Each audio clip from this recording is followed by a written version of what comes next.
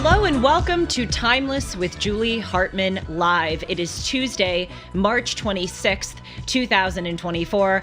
I'm Julie Hartman. We've got Sean McConnell in the producer's dungeon. Hello, Sean. Great as always to see you. Cheers. Whenever I see Sean before the show, I try not to talk with him so that our interactions on the air are very spontaneous. So when I am greeting him in the first 30 seconds of the show, it really is sometimes the first time I'm saying hi to him all day. Great to be with you, Sean. 844-861-5537 is the call-in number. 844-861-5537 if you'd like to chat with me, ask me some questions, challenge me, etc. And of course, as always, you can use the chat, but just do keep it classy. And you can follow me on Instagram and Twitter at Julie R. Hartman and email me at julie@julie-hartman.com. As I indicated yesterday, I'm really trying to respond more to my emails, and I'm very blessed to get a high number of them, very high volume. But what I can promise you is that even if I don't respond to them, I do read them and I take them very much to heart. So thank you so much for writing into me at julie@julie-hartman.com. So today we have a very special show. Well, every day is a very special show, I hope. But we really have a variety of things to discuss. First, of course, we must talk about this United Nations Security Council resolution that was passed that the United States abstained from voting on with regard to Israel. And then in about 20 minutes, I'll be welcoming Spencer Klavan onto the show for our monthly Thinker of the Month series.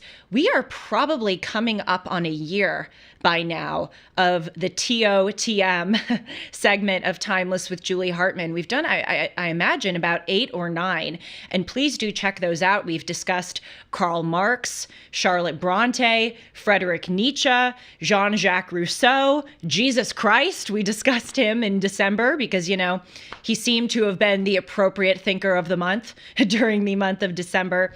And today we will be discussing Aristotle. Now, usually I can keep up a conversation with Spencer because a lot of the thinkers who we have discussed together, I myself have read. However, in the spirit of full disclosure, I am not very well versed in Aristotelian prose and argument, which I think will be good because I imagine a lot of people have not read Aristotle. He's quite difficult to read. And so this will be a really rudimentary 101 conversation. Who was Aristotle? Why was he important? Etc. I can see already that people are in the chat. If you would like to ask some questions of Spencer in the chat, please do. And I will rely on my dear Shanzi to tell me what those questions are so that I can ask Spencer. And yes, Daryl wants to know if Spencer Yes. is related to Andrew Klavan. Well, they always say no relation whenever they discuss each other, but yes, they are in fact related. And I've also welcomed Faith Moore onto the show. She is an excellent author, and she is Spencer Klavan's sister, Andrew Klavan's daughter. And she has a podcast out right now called Storytime for Grown-Ups, where she reads and goes through classic books and tries to make them understandable, which is really, I think, an amazing and very needed venture. But no relation to Cliff Klavan. I don't know who that is. I know. Yes, You ever heard of a little sitcom called Cheers? You often Never throw heard out of references Cheers? that I don't know. You're Aren't just you a trying to Boston embarrass girl? me. Cheers. It took place in Boston. Just because I went to Hey. school in a I small know town outside of somebody Boston. out there got my Cliff Klavan joke. All right. Yes. So Enough. let's begin, though, by discussing this most recent news, which is the UN Security Council resolution that was passed. So if you're confused by this, please know that you're not alone. A lot of the news articles about this have been, I think, very disorienting. So I hope to make this as understandable as possible. But as background, the UN Security Council is comprised of 15 members. 5 permanent members, and then 10 other members who are non-permanent, who are elected every 2 years by the General Assembly of the United Nations. So the 5 permanent members of the UN Security Council are China, France, Russia, the United Kingdom, and the United States. And then right now, I'm not going to list all 10 of the non-permanent members, but some who have been elected include Japan, Switzerland, and Ecuador. So that's the background. And as many probably know, those 5 permanent UN Security Council members have veto power.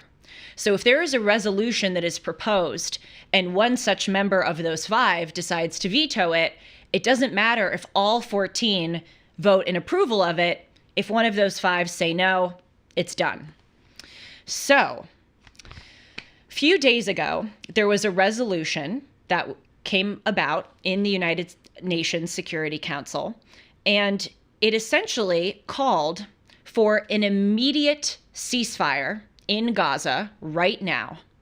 But it did not make the release of the hostages a condition of that ceasefire.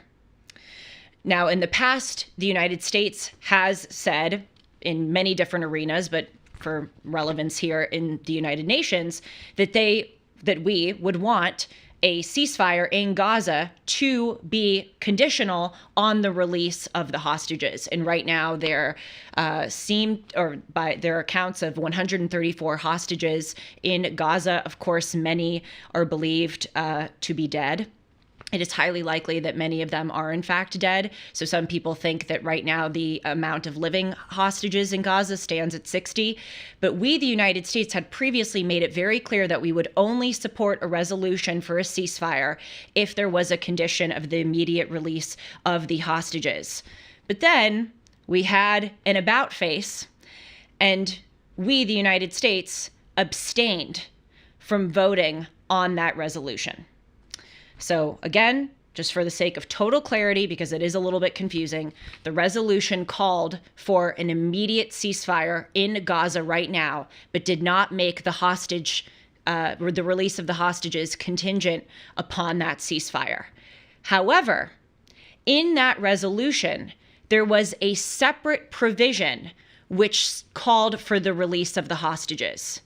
But just having it there, the release of the hostages, is different than making the release of the hostages contingent upon the ceasefire. I'm seeing that Sean has a bit of a, look on his face. Is that making sense? Please say if it's not. I want to make it make sense. Well, okay, so it's not in the agreement, but it's a provision. Yes. So why, you may not know the answer to the question. Why is it not in the agreement? Why is it a provision? Well, no, it is a provision in the agreement. So the agreement calls for 2 things, and I'm quoting right now. The first is an immediate ceasefire for the month of Ramadan leading to a lasting ceasefire. So essentially, the provision number 1 is an immediate ceasefire. And then provision number 2 is the immediate and unconditional release of the hostages. So there are those 2 things. But here's what's really important. That first provision, the immediate ceasefire, is not contingent upon the release of the hostages. They're basically stating 2 separate goals that they want. They want a ceasefire, and they also want the hostages released. But what they're not saying is there will only be a ceasefire if the hostages are released. Does that make sense? Yeah, so there's definitely going to be a ceasefire, but we may or may not see the release of the hostages. Well, just because the UN Security Council votes to pass this doesn't mean that it is actually going to happen. So no, it doesn't seem likely that there will be a ceasefire, even though they passed this. But they did not make the ceasefire contingent upon the release of the hostages. They voted to just have a ceasefire, and then as a separate thing say, by the way, we want you to also release the hostages. Was it written that way so they could get the agreement, so they could get the vote passed? Yes, it was. And so what's critical about this is that the United States, as one of the 5 permanent members of the UN Security Council with the veto power, we did not vote to veto this. We abstained. So essentially what we said is that we neither endorse nor disapprove of this decision. We're just staying out of it. We're just staying neutral. And many people, understandably, are saying, wait a minute, this is messed up of the United States to do. The United States should veto this. They should only allow a resolution with regard to a ceasefire to pass if a condition of the ceasefire is that the hostages are released in order to have a ceasefire. But what the United States is doing is saying, whatever, we're going to abstain. We'll let you pass this resolution of a ceasefire with a separate provision saying you want the hostages released. And that is a kind of moral neutrality that many people, especially Israel, are very upset about. So I see in the chat, I think it's making sense. And I, at the risk of sounding pedantic, I really hope to explain this slowly and understandably, because it took me a few hours to understand this. I mean, frankly, news articles about this are very unclear, and it is a bit confusing, but I hope we've done it. By abstaining, they're tacitly giving approval. Yes, exactly. Because we had the power to stop this and say, no, this is not going to pass unless we demand that the release of the hostages happens when the ceasefire happens. So by abstaining, we just threw our hands in the air and said, sure, we'll let this pass. And so many are saying, well, President Biden understandably took this course because he essentially wants to play both sides. He wants to indicate to mostly, hard left people in this country that he's not gung-ho Israel, but he also doesn't want to tick off the pro-Israel, contingent in this country. So he's essentially throwing his hands in the air and saying that he's abstaining. But being morally neutral is not neutrality. It is a choice. Not acting is itself an action. And so Israel has come out and said that essentially this is gross, and they have canceled a trip in which they were going to send high-level diplomatic leaders to Washington to meet with the president. They have called that trip off, and Israel has said that this vote to abstain, or it wasn't a vote to abstain, this abstaining is, quote, a clear departure from the consistent U.S. position, and, quote, gives Hamas hope that international pressure will force Israel to accept a ceasefire without the release of the hostages. And that is absolutely right. Remarkably, though, it's both surprising and unsurprising. Our national security communications advisor for the Biden White House, John Kirby, has said that the United States decision to abstain with regard to this resolution is actually in keeping with what Israel would want it to do. Let's listen. The president makes decisions based on the national security interests of the United States. And this decision to abstain on this resolution is in keeping with the national security interests of the United States. And quite frankly, it's in keeping with the national security concerns of the Israeli people. Well, as I said, Israel does not seem to agree with that, as they have called off the diplomatic trip. And as I just quoted, they said that this marks a clear departure from the U.S. position and that they think it is giving Hamas hope. So that is just totally gaslighting and not at all in keeping with what Israel is saying with regard to this decision. Every time I hear that guy, I feel like I'm sitting in the lobby of a used car dealership. That's a really good analogy. Like, I don't know how these people sleep with themselves at night. They are just, they just BS for a living, and they smile at you while they're doing it. All of them. Kamala Harris, Karine Jean-Pierre, John Kirby, Merrick Garland, many of those individuals. That's exactly what they're doing.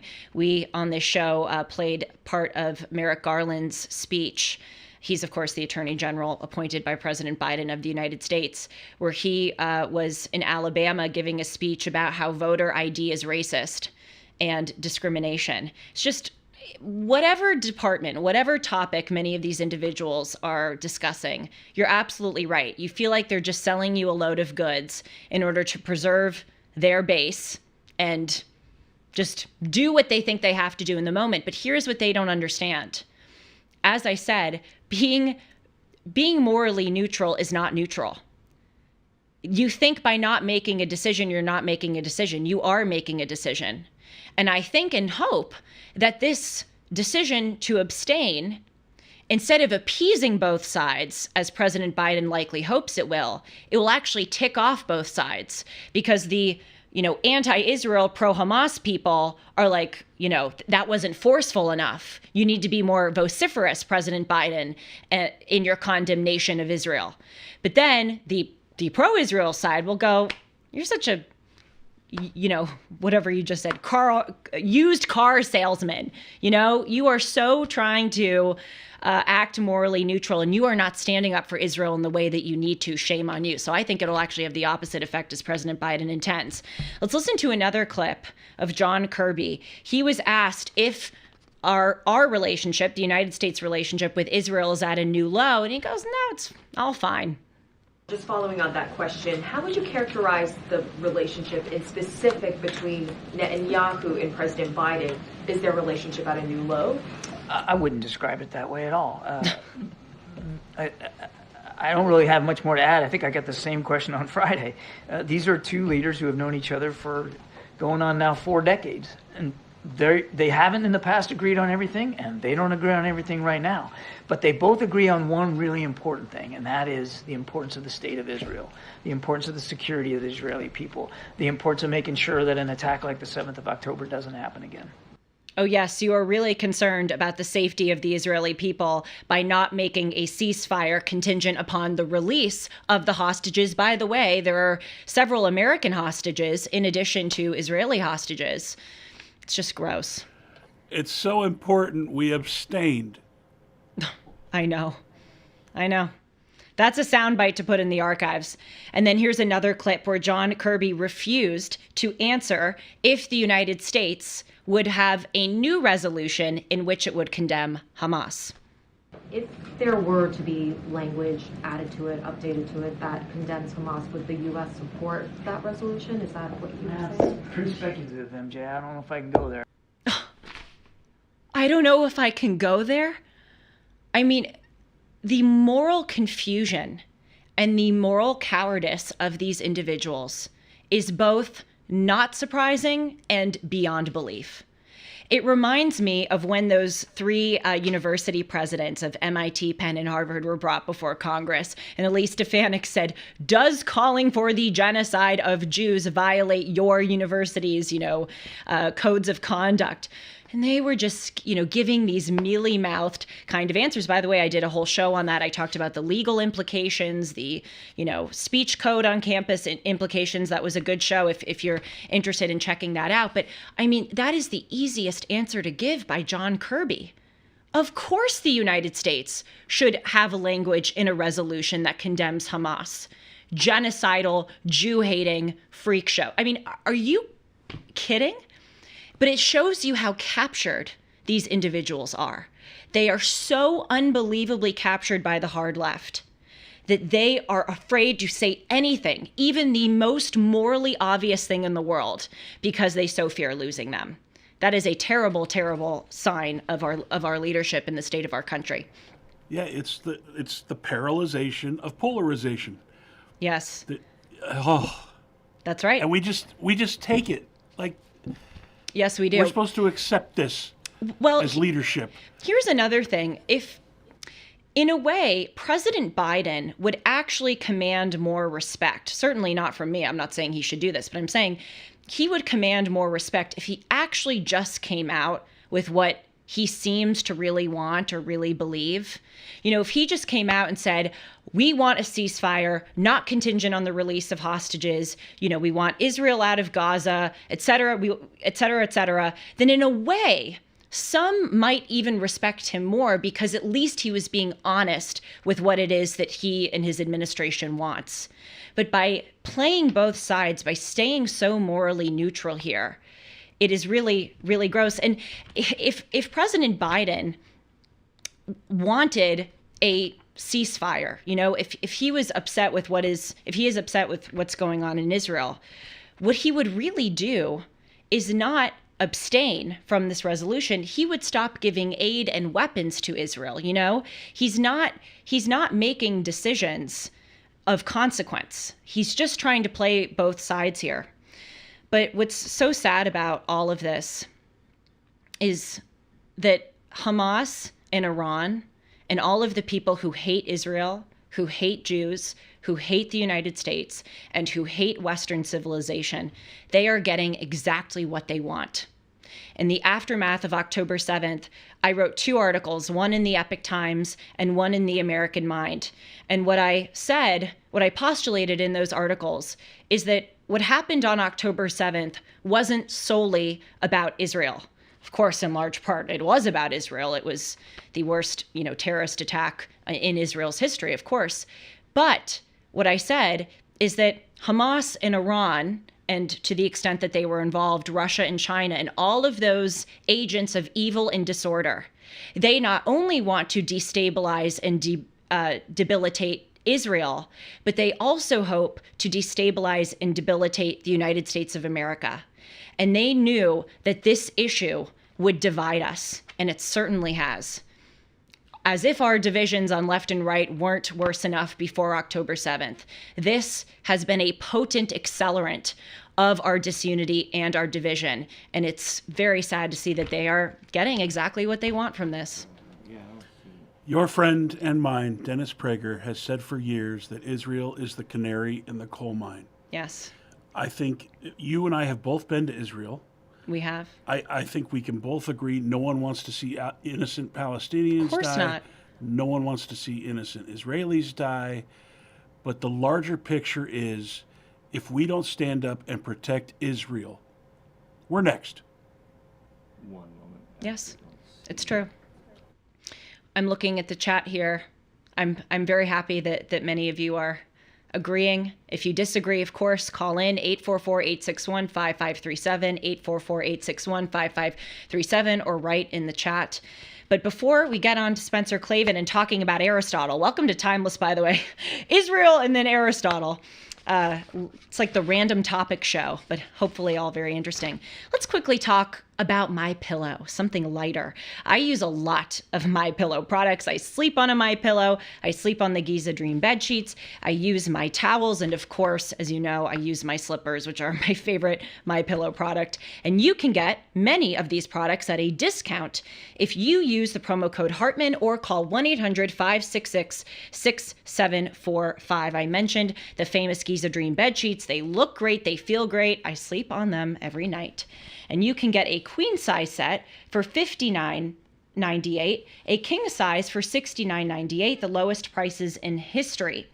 Just go to mypillow.com or call 1-800-566-6745 and use the promo code Hartman. You can get 60% off of the original My Slippers, as I said. So call 1-800-566-6745 or go to mypillow.com and use the promo code Hartman. Are we good with Spencer Klavan? Sometimes you wanna go where everybody knows your name. That was a random one. We're good with Spencer? They're always glad you came. Yeah, it's Ah, a there reference he to the is. joke you didn't get earlier. Well, I'm sure I'm going to be learning Does about it Spencer after. get the joke? He probably does. Sean makes all these references to things that I don't know, but that's how you help me learn. For instance, Monty Python. I learned guest hosting for Dennis. You made a Monty Python reference and I had to look it up. I'm so thrilled, as always, to welcome Spencer Klavan to the show. As I said, we're probably on our eighth or ninth, Thinker of the Month series. Spencer Klavan is a features editor of The American Mind, an associate editor of the Claremont Review of Books, the host of the Young Heretics podcast, and he's also the author of How to Save the West, Ancient Wisdom for 5 Modern Crises. As if that is not enough, he also, I don't know how he has time to do any of this, he's also the co-author of a Substack with his father, but no relation, Andrew Klavan. Their Substack is called The New Jerusalem. And Spencer has a new book coming out in August, which you can pre-order. I have, of course, pre-ordered it. It is called Light of the Mind, Light of the World, How New Science is Illuminating Ancient Truths About God. And I mentioned the New Jerusalem Substack. And in particular, if I may, I would like to highlight a recent article that Spencer wrote called Eloquent Savages. It is so spot on. And he discusses the disorientation, as he put it, that many Americans feel in the face of not understanding or not confronting fundamental, what he calls cosmic questions about our existence. Spencer also talks about this in his book, How to Save the West, that we are encountering this crisis of meaning. And I'm so excited today to talk about Aristotle because although I don't know very much about him, I do know that he is one of those figures who can help illuminate some of those cosmic quagmires or questions that all of us face and need to face in order to be happy, healthy, functioning individuals. So let's dive in. Spencer, welcome back to Timeless. Thanks for being here. Oh, To myself, I got exhausted just hearing about those things. I don't know who's up to doing those things, but thank you very much. yes, I do wonder how you have time in the day to accomplish all of that. Sean, would you mind turning Spencer up just a little bit for me? Oh, he can't. It's okay. I can hashtag lean in if that would be helpful. Get a little closer. Spencer, have you heard of Klavan? Sean wants to know. I sure have. As you may imagine, growing up, I heard once or twice about old Cliff. But he spells his name differently. It's got a C. Oh, yes. And it's Klavan is with your Klavan is with a K. Wow. Okay, I have a lot of references that I need to learn because I did not. I had never heard of him. Whippersnapper. Yes, we'll Yes. have to initiate you into the mysteries.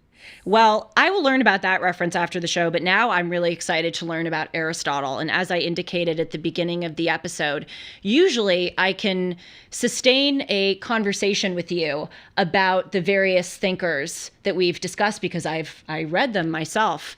We've discussed Karl Marx, Friedrich Nietzsche, Jean-Jacques Rousseau, Jesus Christ, just to name a few. And I have read a lot about all of those individuals, and of course I've read what they've written.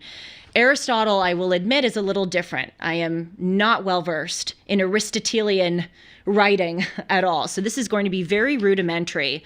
And as I said, I think that a lot of people can relate to me. I don't know how many people have combed through the writings of Aristotle. So let's just start off. Can you just give us a background on Aristotle? When did he live? Where did he live? And what was his upbringing like? His background? Absolutely. And you're not alone. You're right. Even people who, like me, study the ancient world pretty much for a living, Yes. sometimes find ourselves perplexed by what Aristotle wrote, in part because it wasn't actually composed in the same way that, say, a dialogue by Plato was composed. Often with Aristotle, what you're reading is something closer to lecture notes or an outline of an argument that would have been delivered in person as part of an ongoing discussion. But like you say, let's start with the basics. This guy lives in the 4th century BC, so that's the 300s BC, and the end of his life, he dies in 322, is really kind of the end of what we think of as the classical period. So we're now after Socrates, who walked barefoot in the agora and was executed by the state. We're sort of contemporaneous with Plato, who was Socrates' greatest student, but then Aristotle is in turn Plato's greatest student. And each of these men has obviously enormous respect for his teacher, but also butts heads in all these interesting ways and wrestles profoundly with the intellectual tradition that they're each a part of. And so Aristotle, one of the most famous things about his life is that he spent some time in the court of Philip of Macedon, father of Alexander the Great, and we think that he probably tutored Alexander for some pretty short period of time, but that gives you a flavor of where he is in the ongoing sort of, story of history, that Athens has really had its great flourishing and flowering, and there's been, the Peloponnesian War and any number of triumphs and catastrophes, and now, in some sense, they say the owl of Athena flies at dusk. You're getting really one of the world's most brilliant minds at a time when, unbeknownst to the Greeks, Alexander was about to sweep through the world, conquer massive territory, and really transform the entire political situation forever afterward. But Aristotle delivers for us in these very detailed treatises some of the most sophisticated and enduring thinking that comes out of the classical world, and especially the high classical period in Greece. Well, though I know a limited amount about him, I recently learned more about Aristotle through a totally random segment I did on this show on the human body. As you may know, Spencer, I love talking about random, what I call life subjects. And I did one on how the brain works, and I did another on how our eyes work. And as I was researching this, I also wanted to consider, how did people before, scans and autopsies and modern science today, how did people understand the way our body worked? And both with the brain and with the eyes, Aristotle seemed to be ahead of the game. For instance, I learned that people used to believe that our intellectual activity came from our heart instead of our brain. And it was Aristotle who kind of came in and said, wait a minute, actually, I think that we have intellectual activity in our brain. That's sort of the hub of common sense. Similarly, with our eyes, I talked about how people used to have this theory of extramission, that we would literally shoot out light beams from our eyes, which would illuminate things. And it was Aristotle who raised his hand and said, wait a minute, maybe we have something intramission, maybe we're receiving light and that's how we process an image. So at the very least, I take your point that he was one of the greatest ever, and especially at that time in Greece, from what I learned about his very prescient observations about the human body. Oh my gosh, this is so cool. And I can already tell we have so much to talk about. Yes, we do. Yes, this is one of the most amazing things about Aristotle's, what you would call his corpus, his body of work. In general, in the ancient world, there wasn't as clear a distinction between what we would now think of as the disciplines. These days, if you go into grad school, it's like you have to narrow your focus more and more and more until you're just studying like one question in the field of the philosophy of knowledge or whatever. But those distinctions were nowhere near as clear-cut in the ancient world. And in fact, there was much more of a sense that all knowledge was in some way interconnected. And so many of the earliest philosophers were also poets and felt that they could best express their philosophy through verse. That wasn't true necessarily of Aristotle, but what was true is that he had this voracious polymathic appetite. And you get stuff still, of the works that survive, there's, of course, wide-ranging treatises on ethics and how to, live the good life, as you indicated. There's stuff about metaphysics and our ultimate purpose and place in the universe. But there's also stuff about, the gills on a cuttlefish, these really Yes. detailed biological examinations. And as you say, he was ahead of his time on a lot of stuff. The intromission theory would take hundreds and hundreds of years, and it wouldn't be until the Arabic Renaissance, essentially, or the Arabic Middle Ages, that you get the great philosophers like Alhazen who are kind of realizing that Aristotle was right about this. It's also the case that his physics, which is a word that we get from Greek, meaning just the study of things that happen naturally or spontaneously, so sort of now what we would think of as science, really, was the defining framework for thinking about science all throughout the Middle Ages. And even though the scientific revolution did involve, questioning Aristotle and revising some of his major points, it also arose right out of the framework that Aristotle basically created, laid the groundwork for, and that defined the medieval academies and the first universities. So even though, even if we've never read him, even if he's hard to read, Aristotle is kind of everywhere, and he's just in the bones of the West in this really cool way once you get down to studying it. If you ever want to feel lazy or unaccomplished, you look at all of the polymaths from, centuries and centuries before. I mean, even up until very recently, we had magnificent polymaths. Benjamin Franklin, of course, being a main one. I look up the accomplishments of Benjamin Franklin and how varied they were. And I wonder what I'm doing with my life. But, I think a lot of it, too, is that we, of course, right now sort of have this in vogue idea that it's right to specialize instead of being versatile. But also we have so many distractions. in modern life. We have the blessings of technology, but of course, technology serve as immense distractions. And I think back in the time of Aristotle, the reason he was interested on the gills of a fish, for instance, as you said, is because you had to be interested in life. You know, that was just all that was around you. It was much more bare, of course, compared to what we have today.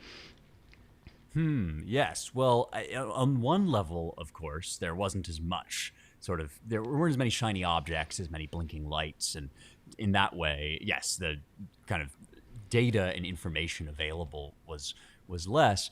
But one thing that emerges as you study the ancient world is that sort of led to a richer and deeper engagement with what was there. Yes. And part of the effect, the marvelous effect of going back this far in time, is to find people saying things and you think, oh my gosh, you too? Like that, they were already talking about that? You know, I mean, this is not the most exciting example, but if you think about, like in Euripides, there are these moments where Hippolytus will say, you know, why do we have to get married to have kids? Why couldn't we just produce children by you know, trading precious metals for them? And it's like, wow, they already, I mean, that's kind of grotesque, but like they already had that thought. I thought that was like a disease of late stage modernity. And with Aristotle, because so much of what we think kind of arose out of him, there's beautiful, you know, wonderful insights, you know, things like we become good by doing good, these kind of aphorisms that we've now kind of distilled out of his work. We don't even realize, you know, that come out of him. But yes, it was that intensity of attention to everything. You know, the famous painting of the School of Athens by Raphael, in which Aristotle and Plato, the student and the disciple, are talking to one another. Plato has his hand up toward the heavens because it was his great emphasis that there are eternal truths that aren't just part of, you know, this or that moment, but that endure throughout all time. And Aristotle has his hands stretched over the ground because Aristotle's insistence, his emphasis was, yes, you know, there are truths, there are things that are true, but they're here, they're in the here and now, and we learn them through meticulous and careful attention to the realities around us. And that was, in one sense, kind of the legacy of his life. You're absolutely right. It's a sort of daunting, terrifying legacy when you think about there. It almost isn't a subject, even today, that you can't trace back in some way to Aristotelian influence. Well, let's try to outline some of the main contributions of Aristotle. You know, the random person walking down the street who doesn't know very much about Aristotle, what do they have to know about this individual and the moral advances that he made? Okay, so I don't know if you've ever seen the Book of Mormon. I've seen it twice, actually. Amazing. Okay, so It's hilarious. Listen, love my Mormon brethren and sisterin, but that is a very funny musical. And the opening number, they're going door to door, and they're bringing the Book of Mormon, and they're advertising it, and they have this like kind of repeated refrain, like, this book will change your life, this book will change your life, this book will change your life. And that's how I feel about Aristotle's Nicomachean Ethics, that I want to like go to her and be like, this book will actually change your life. So as you mentioned, you know, moral philosophy is one area where probably the most people have the most connection to Aristotle, because what he does in this realm is really formalize the thoughts that obviously had been a part of philosophy up to that point, about what it is to be good at being human. Probably the most important subject that any of us can ever think about.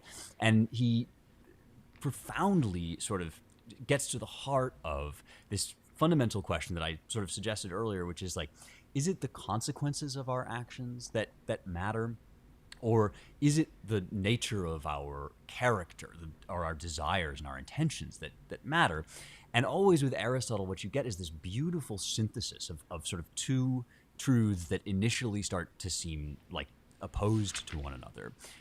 But with Aristotle, you get what is now sort of referred to as virtue ethics, which is this notion that actually ethics, that is to say, our character, it comes from a Greek word meaning character, ethos.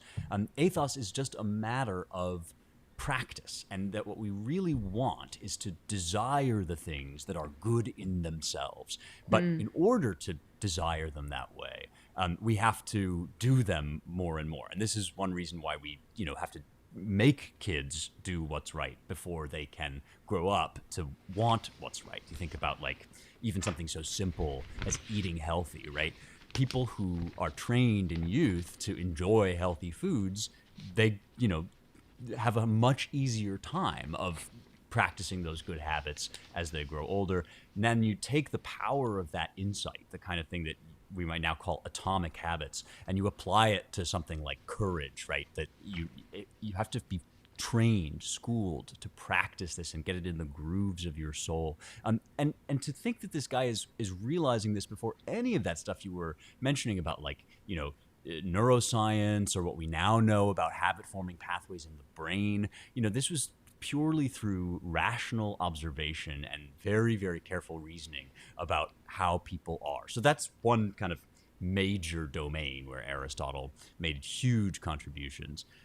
I would say another one is in this realm of I would bundle together physics and metaphysics, and those are the names of two books, the Physics and the Metaphysics. And you could place in that category also the De Anima, which means on the soul, because this is where Aristotle really starts to ask, like, what's the world made of, and what are we in that world? And this is, the sort of thing that on the one hand can get a little bit more esoteric, but on the other hand, you really have to start thinking about it in order to understand why it is that we are the sorts of the sorts of beings that can have ethics at all, right? So he says, Plato has this big grand idea about the forms, the perfect or eternal truths, and yet we have never looked at the forms. That this thing where this notion that we're going to sort of slip out of the world and commune directly with disembodied beauty or reality or love. This doesn't actually happen. You can't point to it. You can't see it. And always in our life, we are embodied. We are living in the world. We're making these concrete choices. And this is what now gets referred to as hylomorphism, which is a very complicated philosophical word for the idea that we are always embodied souls. We are always form in matter, and everything we do and we know takes place in a world where forms are made out of matter. So that is like, another section of his work that's kind of an amazing contribution and has major implications for how you think about physics and science, even today.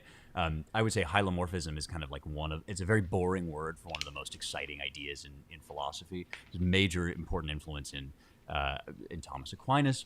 I mean, then of course you've got the works on logic, which are often kind of placed in this bundle called the organon, which just means tool. And it was the set of books that were used during the Middle Ages basically to define the rules of thought, like to think about how do we make arguments that hold together, something that we could do really well to teach in schools now but don't. Yes. What's the nature of language and how do we communicate effectively? There are all sorts of. I mean, the one book that people read that is sort of shorter and one of the minor works that has become somewhat popular is the Rhetoric, right? How do we persuade people effectively, let alone how do we get at the truth effectively? So there's that whole parcel of sort of like what's the right way to think and what's the right way to speak. Then there's the sort of more minor stuff about the cuttlefish and the generation of animals and so on and so forth, which we could put into like a big bucket called like miscellaneous stuff. That doesn't even cover the lost works. We have like huge records of things that he wrote that didn't even survive. Things like, dialogues that we just don't have. But if I were telling somebody like, here's how you want to get to know Aristotle, I would say start with the ethics because that'll hit you where you live. And then move on to the physics and the metaphysics because that will sort of teach you why any of this makes sense. And then maybe from there, if you're really just jonesing for some more Aristotle and you want to mainline it, go to the Organon and the and sort of works on language and logic. Aristotle Roadmap, brought to you by Spencer Klavan. That's great. Go. No, In 15 minutes or less. That's right. Exactly. I want to follow up on a few of those things you mentioned. And as you were speaking, I was thinking, wow, it really is true that Aristotle was a polymath. My gosh, the ground that he seemed to cover. I want to follow up on the first part that you discussed with regard to virtue, because I think that's very important and ever relevant, especially right now in our country, where we need to get back to teaching virtue. And if I understood you correctly, you said that Aristotle essentially believed that you should act the way that you want to be who you want to be. If you want to be a courageous person, go out and put yourself in situations where you have to be courageous. Is that a fair assessment? I like that idea very much. Yes, that's a great way of putting it. So the word virtue, as we now use it, is a Latin word, but it's basically a translation, or it's sort of the Latin version of a Greek concept called arete. And arete just means excellence. So now when we hear virtue, we think kind of 7 rules that if you get these wrong, you'll be a bad person, and that's what we think about with ethics too. We think about scolding people. Don't do this, don't do that.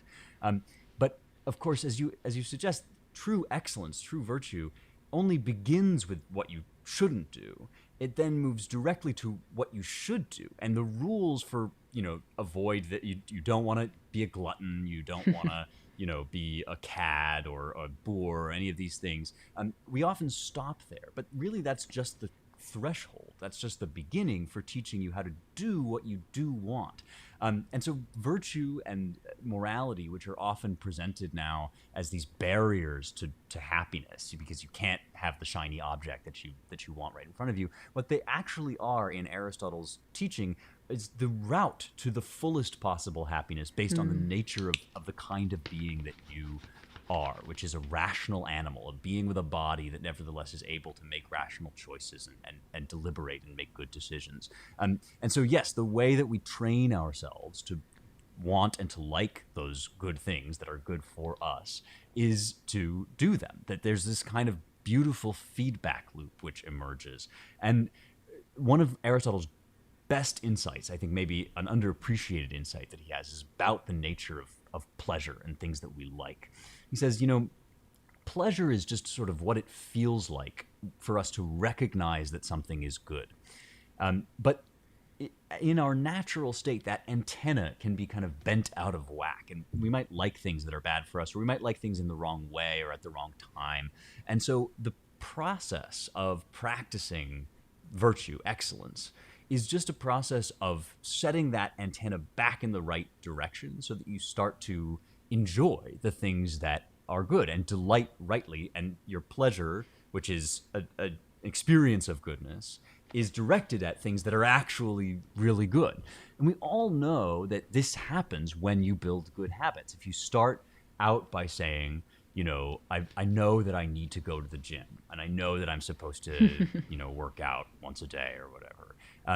We all know that when you start with that, it feels awful, right? It hurts. It's not actually pleasant or enjoyable. But that gradually, as you get into that habit, you start to learn to like it. And the pleasure that you get out of it is so much richer than the other pleasure you were trying to get out of whatever, bag of Doritos you were eating, or out of sleeping in an hour later, or whatever. Virtue is kind of like that. It's like going to the gym, and that the more you do it, the better it becomes, and the greater joy it brings you, which is a brilliant way of thinking about it, and really does, I think, belong to Aristotle.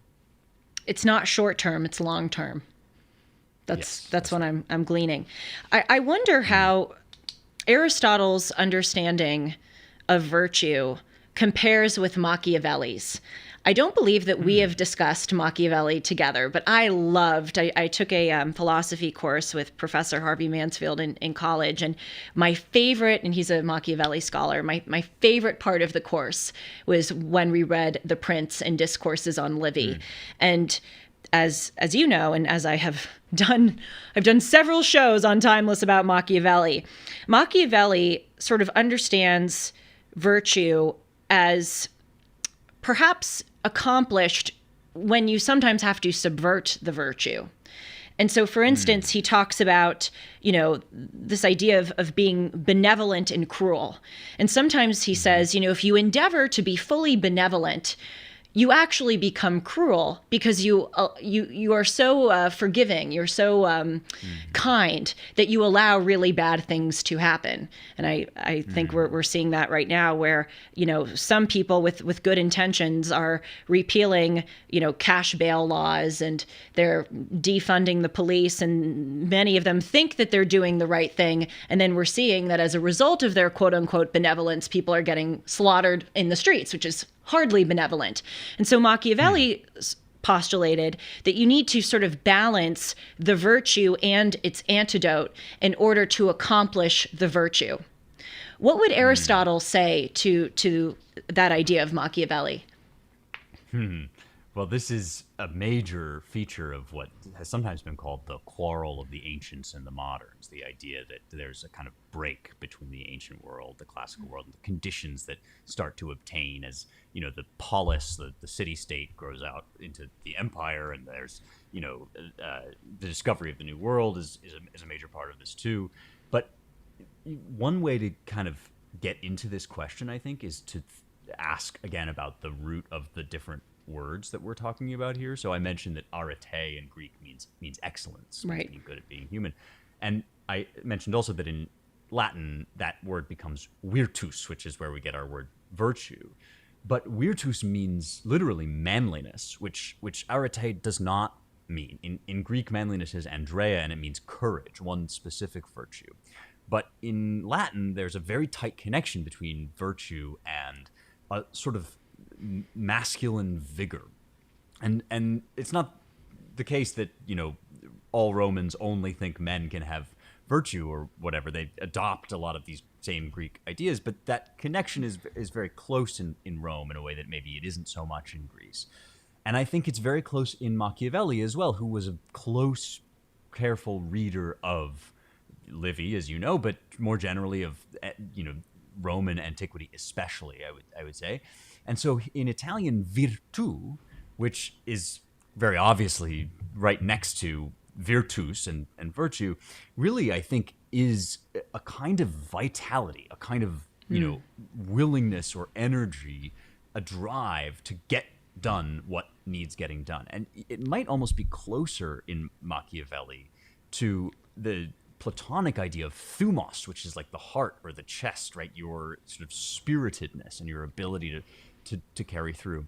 And you might say that for Machiavelli, and as well for us, when in eras where that energy is looked down upon or is curtailed or has fallen out of favor, that connection between sort of vitality and willingness to follow through and virtue becomes much closer, because the virtues that you need to exercise are always the ones that are least favorable, least popular. I see. And Machiavelli, had this, as was living in an era where he had a lot of criticisms, especially of the Christian church, for sort of being too soft and for being too, as you say, cruel in how kind it was trying to be, or how kind people were trying to be.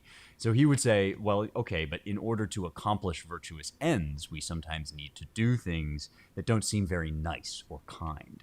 And if you wanted, as I sort of do, to square the circle with Aristotle, I think it's possible an Aristotelian might say, well, okay, doing things that look nice but actually bring about suffering wouldn't truly count as excellence. They would be sham excellence, or the appearance of excellence. And it's definitely true that this thumos, this energy, needs to be incorporated into the way that we pursue actually good ends, rather than just the ends that make us look good. But it's probably not the whole picture. It's probably more to do with what's going on in Machiavelli's time and in ours than with the theory of virtue full stop, which is what you get in Aristotle. And I think that a lot of our modern philosophers get this wrong too when they go in the opposite direction and they say, like, virtue is just like manly energy. A lot of kind of modern Nietzscheans will associate the two very closely. But I think that's a reaction to the times. I think that's part of what's going on with us now, which is that manly virtue has been so terribly trampled on and scorned that now we're having to re-emphasize it and insist upon it. But that it's not the whole of what makes up virtue, because of course, generosity is also part of virtue. So is justice, which doesn't always involve punitive measures. So is wisdom and temperance, and these things are also, I think Machiavelli would agree, part of what it means to truly be excellent at being human. It's just that it also sometimes involves the dirty work, which is what Machiavelli, I think, is trying to emphasize. We do have a few questions in the chat, and I would like to get to at least one of them before we part. But before that, just quickly, I would like to ask you about Aristotle's views on logic, which of course you mentioned in that great answer of, tell me what Aristotle is best known for and what we should know about him. You're probably thinking, please, we could do this in 15 Thinker of the Month episodes. But it was a great synopsis and a great introduction. But you did indeed mention logic. And I know from your book, How to Save the West, shameless plug, that there were, thank you. He doesn't even ask me to do this. I love the book so much. I know. I think it's I so should hire life-changing. you. I know. Yes, you should. You should Venmo me a sum of money for every shout out I give. Absolutely. I'd be quite wealthy. No, I do it. I do it willingly. It's so life-changing. But I do know from your book, How to Save the West, that there was a lot of sophistry going on at this time. And it sort of reminded me of when you were writing about eloquent savages. There was this emphasis on speaking very well and arguing very well, even if the substance wasn't always fantastic. And of course, sometimes the substance was fantastic. But how does Aristotle fit into that with his views on logic and oration? Well, it's interesting. Of course, there's so much to talk about, but it's interesting that we haven't yet even touched on what's called the trivium, which was a way, after Aristotle, a way that people gradually started to organize the basic subjects that you needed in order to start doing philosophy and learning and becoming an educated person. And trivium means 3 roads or 3 ways. So it was 3 subjects. It was logic, it was grammar, and it was rhetoric. And these were effectively how to think, how to talk, and how to persuade. They were like the nuts and bolts rules for how to use this apparatus. And if you think about this as like, education is like learning to drive.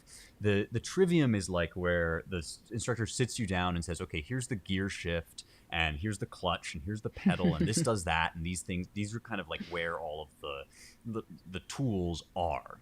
And then the quadrivium, which is where you moved on next, were these 4 sort of larger subjects, things, like geometry, which included, all sorts of speculations about that could lead you into, astronomy and the motions of the heavens and all this stuff. And that was where you started to use this operating system, if you like, that you had been schooled in through the trivium. So what Aristotle does in logic, and this is sort of his innovation in many ways, is to write out the ground rules for what that operating system should look like. Of course, Aristotle didn't invent logic. There was already the word logos, meaning rational thought, and there was already discussion of how you could make valid arguments and how to make invalid arguments. But one of Aristotle's major features as a thinker, for better and sometimes for worse, is that he loves systems. He really wants to organize things into a theoria, a theory that you can look at.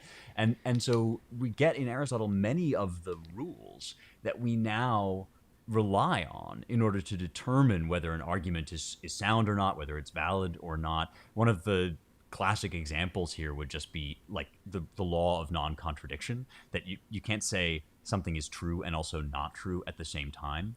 And that sounds so obvious to us until you realize that, of course, people are right now with their faces hanging out making arguments that 2 + 2 can equal 5 in some Yes. ways. Or, I get in my book into this whole multiverse theory, which is effectively an argument that there can be A and not A, that somebody can be both dead and alive in different universes at the same time. And so the Aristotelian framework, or the operating system that we get in the works on logic, it's kind of there as guardrails to like teach us the rules of the game. And it's less an end in itself than, like the steps of a dance, and then you move on in the dance to do astronomy and to do science and to do all the things that we think of as part of the intellectual life. Wow. Excellent. So interesting. I'm seeing in the chat, this is something I was actually planning on asking Spencer myself. Did Aristotle believe in God or gods? What type of gods? Did he believe in an afterlife? Now you're asking the sorts of questions that get people killed in ancient Athens. I didn't mention that Aristotle is rumored to have fled Athens. He did leave Athens at the end of his life, and there's a story, an anecdote, that he did it because, as Alexander's empire was growing, this anti-Macedonian sentiment was also growing in Athens. And Aristotle had been associated with the court of the Macedonians. And so he sort of felt like it was time to get the hell out of Dodge because they might come for him. And the anecdote is that he said, I see no reason to let Athens be guilty of sin against philosophy twice, meaning I don't see why they should have the blood of both Socrates and Aristotle on their hands. And if you remember your Socrates, you'll remember that he was killed for not believing in the gods of the city, among other things. This has to do with his criticisms of polytheism, that it doesn't really make sense to believe in multiple gods at once. And, books and books have been written about what Socrates did believe about the divine. But I think a good starting place would be for Plato, for Socrates, and for Aristotle. There is absolutely a realm of what we would now call the divine. And in Greek, you will often get ho theos or ho theios, that which is godly. The sticky point, and the part where it can get difficult to nail Aristotle or anybody down is, is that a personal way Christian would think about the divine? Or is that a kind of abstracted realm of where where pure ideas exist, or is it some mixture of the two? And the place where this really kind of gets to become important is in metaphysics, where he starts to talk about, whether there's any part of the soul that endures after death. And he talks about this in De Anima, on the soul, as well. I am inclined to think that Aristotle believed that the metaphysical was real, that he probably didn't think of it as like having thoughts in the same way that we might think about God having thoughts and intentions, but that he did think human beings were able, consciousness, in fact, was able to commune with the divine, and that everything we think of as best in life, we think of through the part of our soul that exists in some sense outside of time. And when we exercise that faculty, we transcend our bodily selves, and we enter into communion with the divine. There's another whole kettle of fish, or I guess can of worms, you could open about whether that means we individually dissolve into this sort of pure thought, or whether we personally have a role to play in making up that bigger divine picture.